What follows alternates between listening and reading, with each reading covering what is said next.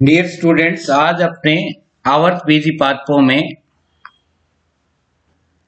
बहुभ्रूणता का अध्ययन करेंगे। बहुभ्रूणता, जिसको इंग्लिश में कहते हैं पोली एम्ब्रियोनी।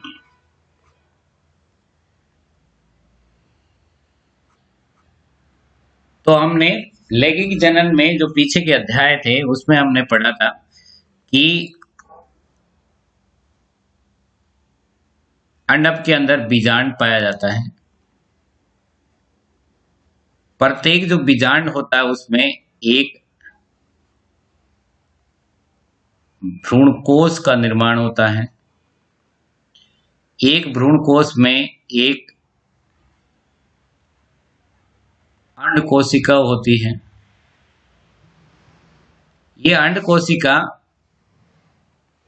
नर युग्मक के साथ संलयन करती है, जिसको क्या कहते हैं, निषेचन कहते हैं। निषेचन की क्रिया से एक अंड कोशिका प्लस नर युग्मक मिलकर किसका निर्माण करते हैं, युग्मनज का निर्माण करते हैं।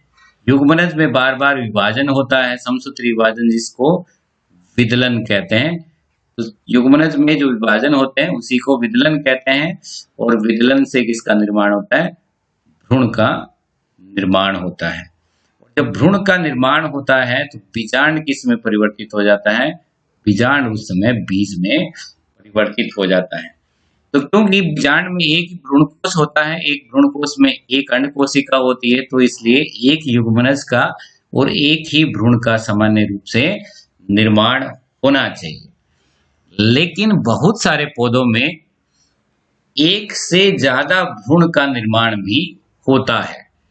एक बीज में एक से ज्यादा भ्रूण भी पाए जाते हैं। ऐसी स्थिति को बहुभ्रूणता कहते हैं। तो अगर बहुभ्रूणता को परिभाषित करना हो तो हम क्या कहेंगे,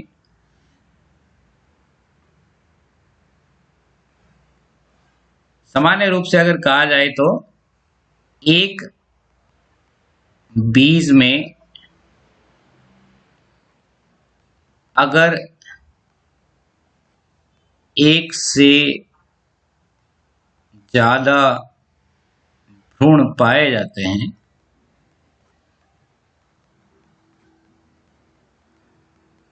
तो ऐसी स्थिति को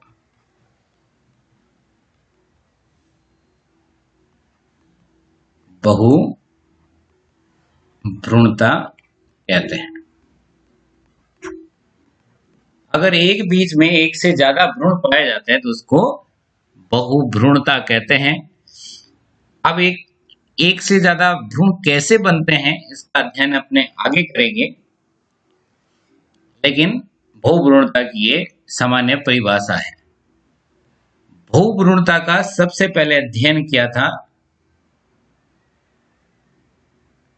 ल्यूवेनहोक ने 1719 में। संतरे के अंदर उन्होंने बहुभ्रूणता को सबसे पहले देखा था। जो जिम्नोस्पर्म है या अनावर्त बीजी पादप है,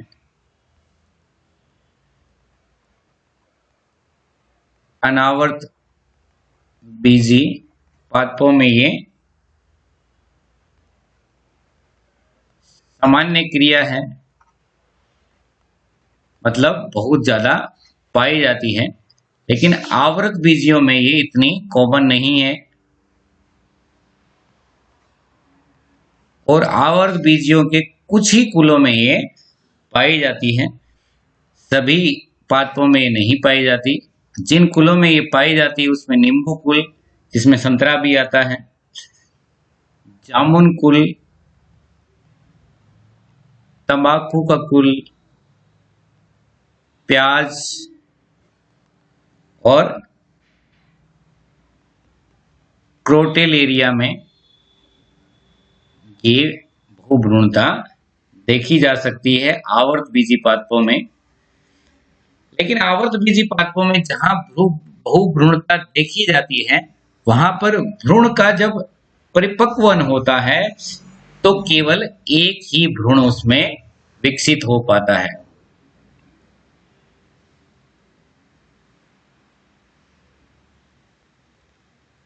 परिपक्वन के समय एक ही भ्रूण एक बीज में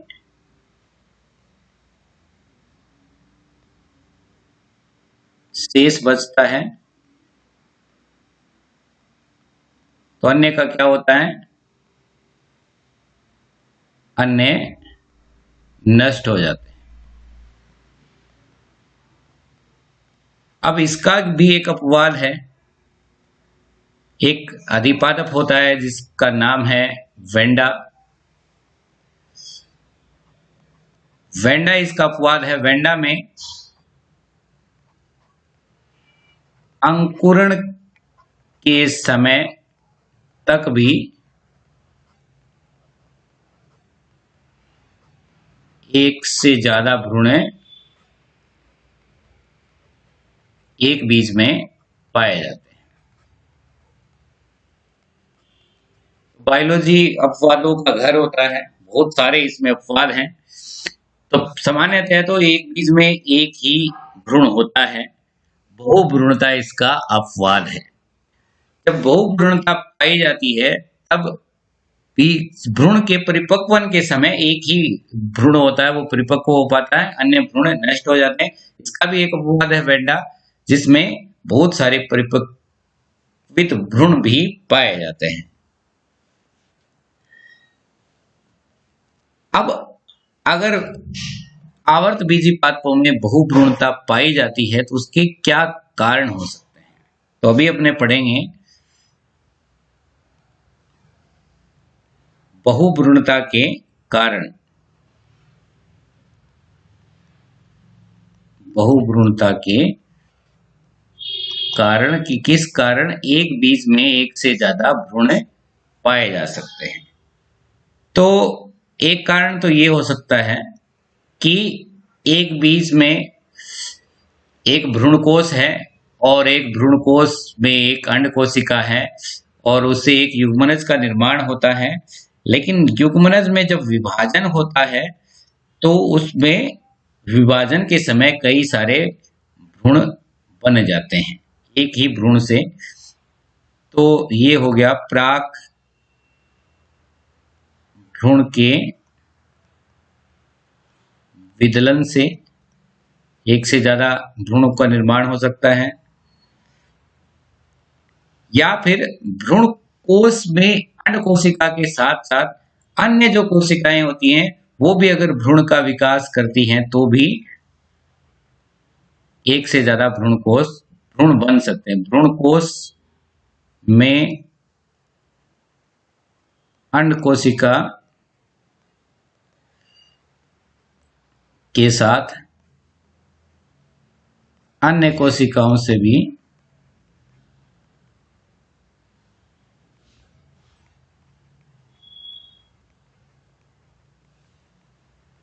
भ्रूण का निर्माण अगर होता है तो भी एक बीज में एक से ज्यादा भ्रूण हो सकते हैं। तीसरा, एक बीजांड में एक से ज्यादा अगर भ्रूणकोश ही एक से ज्यादा हैं तो भी कई सारे भ्रूण का निर्माण हो सकता है। बीजांड में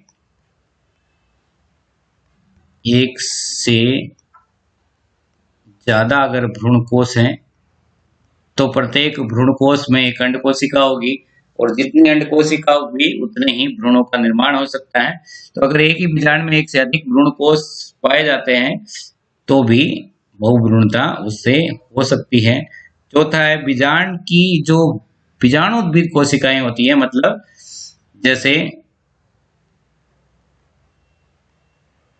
बीजांडकाय या अध्यावरण की कोशिकाओं से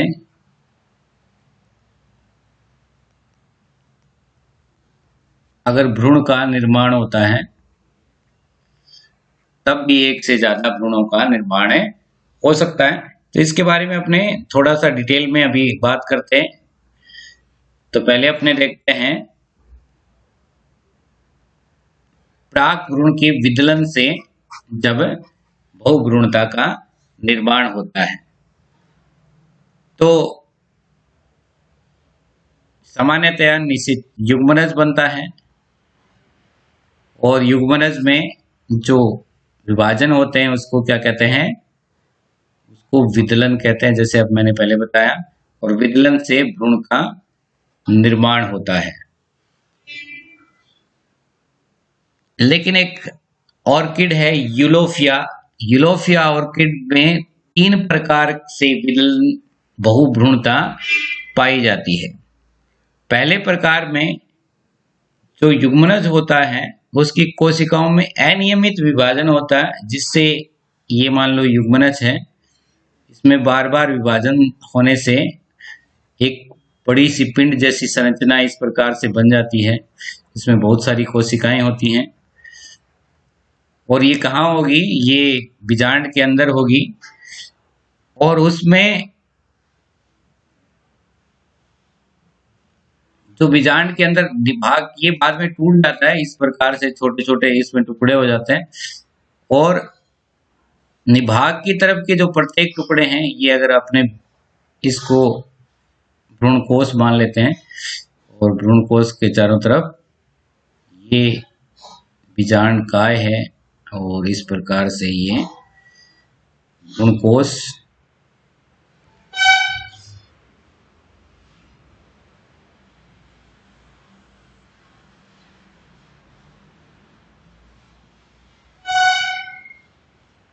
तो ये बीजांड की संरचना है, ये इसमें भ्रूणकोश है। तो ये जो जितने भी ये यहाँ पर अंड कोशिका होगी, जिससे बाद में किसका निर्माण हो जाएगा, इससे भ्रूण का निर्माण हो जाएगा। और ये भ्रूण वृद्धि करता करता बहुत बड़ा सा हो जाता है, और फिर ये इस प्रकार से छोटे छोटे टुकड़ों में टूट जाता है, और ये प्रत्येक टुकड़ा फिर एक अलग भ्रूण का निर्माण कर लेता है। तो ये एक प्रकार का इसमें प्राक भ्रूण की विदलन से एक प्रकार हो गया। दूसरा, अगर प्राक भ्रूण जो ये बना है, ये इस प्रकार का ना बन के इसके अंदर प्राक भ्रूण के अंदर इस प्रकार से छोटी छोटी कलियों का निर्माण हो जाता है, और बाद में ये प्रत्येक जो कली है वो इससे अलग हो जाती है, टूट जाती है, और ये प्रत्येक कली बाद में एक इस प्रकार से भ्रूण का निर्माण कर लेती है। तो इसमें भी एक से ज्यादा एक बीज में भ्रूण का निर्माण हो सकता है। तीसरा इसमें प्रकार है कि जो यहाँ पर भ्रूण बनता है वो इस प्रकार से तंतु में बन जाता है, और फिर प्रत्येक तंतु अलग होकर एक दूसरे से और कई सारे एक में इस बीज में कई सारे इस प्रकार से भ्रूणों का निर्माण कर लेता है। तो ये विदलन के परिणाम स्वरूप होने वाली बहुभ्रूणता के उदाहरण हमने देखे हैं। अब अगर अंड कोशिका के अतिरिक्त भ्रूण कोश की अन्य कोशिकाओं से अगर भ्रूण का निर्माण हो जाता है, तो हमने ये देखा कि ये भ्रूण कोश है, और इसके अंदर ये अंड कोशिका ये 2 होती हैं, इसके साथ ये और ये सहायक कोशिका, और ये प्रतिमुखी कोशिका। अंड कोशिका को अपने किसी दूसरे कलर से बना देते हैं। ये अंड कोशिका है। तो सामान्यतया अंड कोशिका से ही भ्रूण का निर्माण होता है, लेकिन अगर ये सहायक कोशिका से भी अगर भ्रूण का निर्माण हो जाए, तो एक तो अंड कोशिका से और जितनी भी ये कोशिकाएं अन्य कोशिकाएं भाग लेंगी, उनसे भी अगर भ्रूण का निर्माण होगा तो उतनी ही भ्रूणों की संख्या बढ़ जाती है। अब ये तो निषेचन के बाद द्विगुणित हो जाएगी अंड कोशिका। ये कोशिका अगुणित होती है प्रारंभ में। तो अगर ये निषेचन के बाद, इनमें भी अगर निषेचन होता है और निषेचन के बाद ये भ्रूण का निर्माण करती है तो ये भ्रूण हो जाएंगे द्विगुणित। और अगर ये सहायक कोशिकाएं, ये वाली और ये वाली या प्रतिमुखी कोशिकाएं सीधे ही अगर भ्रूण का निर्माण करती हैं तो भ्रूण अगुणित हो जाएगा। तो अगर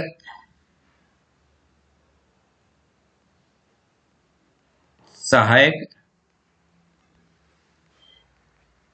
कोशिका में पहला है निषेचन से अगर बहुभ्रूणता होती है तो ये क्या होगी, द्विगुणित बहुभ्रूणता है। और इसका उदाहरण है एरिस्टोलोकिया। एरिस्टोलोकिया इसका उदाहरण है, जिसमें सहायक कोशिका भी निषेचन में भाग लेती है, जिसमें निषेचन होता है। और दूसरा, अगर सहायक कोशिका में निषेचन नहीं होता तो इससे जो भ्रूण बनेगा वो अगुणित होगा। और इसका उदाहरण है आर्चिबोन मैक्सिकाना। आर्चिबोन मैक्सिकाना जिसको सत्यानाशी भी कहते हैं, अपने यहाँ पे पाया जाता है। तो उसमें इस प्रकार का की बहुभ्रूणता पाई जाती है, जिसमें भ्रूण कोश के अंदर इस कोशिका के अलावा अन्य कोशिकाएं भी भ्रूण के निर्माण में भाग लेती हैं और एक से ज्यादा भ्रूणों का निर्माण कर लेती हैं।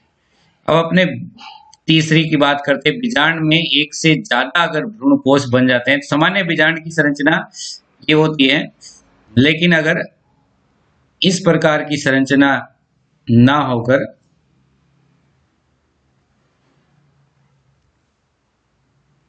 अगर इस प्रकार से एक से ज्यादा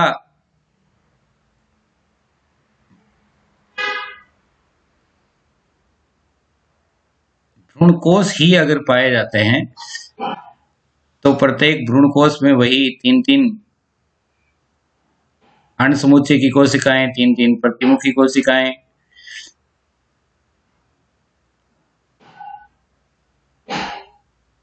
तो उस केस में जो प्रत्येक अंड कोशिका है उससे निषेचन से एक युग्मनज का निर्माण होगा। और प्रत्येक युग्मनज एक भ्रूण का विकास करेगा, तो एक बीज में एक से ज्यादा भ्रूण बन जाएंगे। और इसका उदाहरण है बीजांड में एक से ज्यादा भ्रूणकोश से इसमें बहुभ्रूणता पाई जाती है केजुराइना में।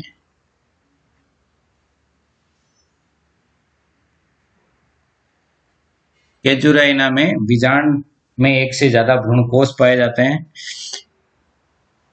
और इसमें चौथा प्रकार है बीजांड का या धावण की कोशिकाओं से भ्रूण का निर्माण। इसको अपस्थानिक भ्रूणता भी कहते हैं और इसके बारे में आपने पहले भी पढ़ा है। तो ये क्या कहलाती है, अपस्थानिक बहुभ्रूणता। इसमें जैसे आपने ये देखा था कि ये सामान्यतः भ्रूण कोश है, इसमें ये अंड समुच्चय की कोशिकाएं, ये द्वितीयक केंद्रक, ये प्रतिमुखी कोशिकाएं। तो ये अध्यावरण है दोनों और ये बीजांड काय है। तो सामान्यतः ये कोशिका भ्रूण का निर्माण करती हैं, लेकिन अगर यहाँ से भी कोई कोशिका भ्रूण का निर्माण कर ले या यहाँ की कोई कोशिका भी भ्रूण का निर्माण कर ले तो बाद में जो बीज बनेगा उसमें फाइनली एक से ज्यादा भ्रूण होंगे। तो ये भी एक प्रकार की बहुभ्रूणता का उदाहरण है। अब अपने बहुभ्रूणता का क्या महत्व है उसके बारे में भी थोड़ी सी चर्चा कर लेते हैं।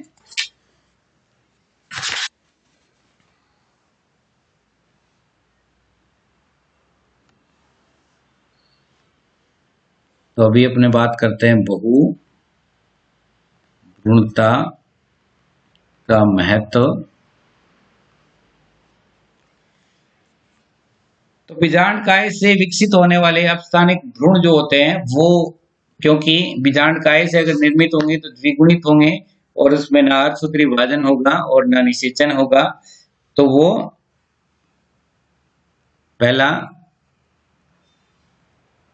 बीजांडकाय से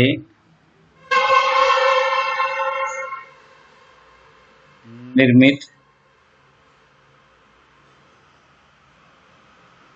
अपस्थानिक जो भ्रूण होते हैं वो मातृपादप के समान होते हैं।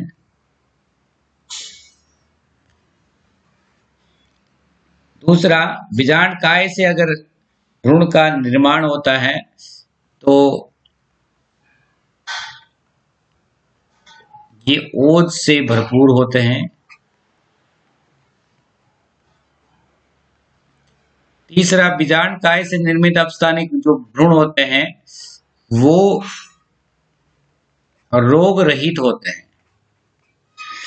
तो रोग रहित होते हैं तो विषाणु रहित जो क्लोन का निर्माण करना होता है, जैसे कि नींबू में,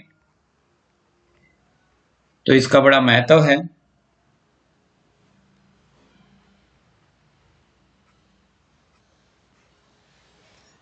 अगुणित भ्रूणों का विकास जो होता है वो कोशिका विज्ञान के क्षेत्र में किया जाता है। तो कोशिका विज्ञान में भी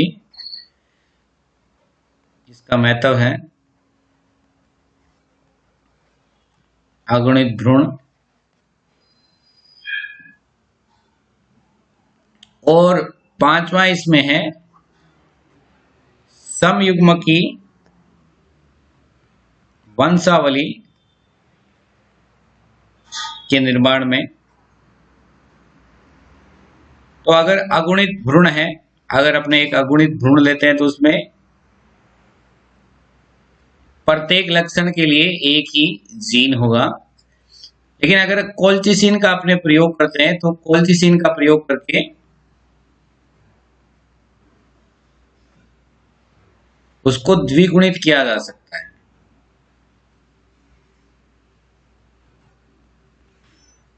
और उसमें दो जीन तो होंगे लेकिन दोनों जीन एक दूसरे के बिल्कुल समान होंगे, जिससे समयुग्मकी वंशावली का निर्माण किया जा सकता है। तो ये था बहुभ्रूणता का महत्व और बहुभ्रूणता। तो आप मुझे, अगर आपने यहाँ तक वीडियो देखा है तो आपके लिए एक दो मैं प्रश्न रखता हूँ, आप मुझे कमेंट में बताइए। पहला तो बहुभ्रूणता किन पादपों में सामान्य रूप से पाई जाती है?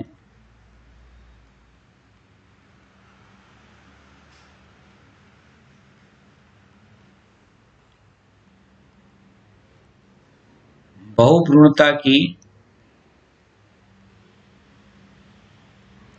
खोज किसने की थी?